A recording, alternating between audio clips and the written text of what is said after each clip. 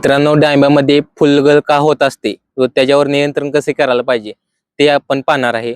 तर शेतकरी मित्रांनो, डाळिंबामध्ये चांगल्या प्रकारे फुलधारणा होण्यासाठी पाणी व्यवस्थापन, अन्नद्रव्य व्यवस्थापन आणि मधमाशी व्यवस्थापन करणे खूप गरजेचे आहे.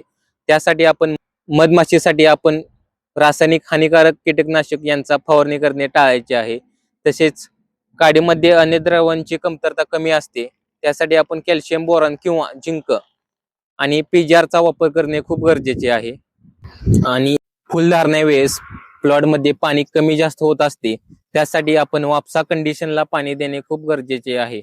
आणि सर्वात महत्वाचं मध्ये फुलगळ होऊ नये म्हणून आपण मधमाशीचा वापर करणे गरजेचे आहे. त्यासाठी आपण मधमाशी पेटी किंवा मधमाशीला आकर्षक होण्यासाठी स्प्रे घेतलेले पाहिजे. आणि शेतकरी मित्रांनो, असे शेतीविषयी माहिती पाहण्यास ॲग्रिकॉस पवन चॅनलला फॉलो करायला विसरू नका. धन्यवाद.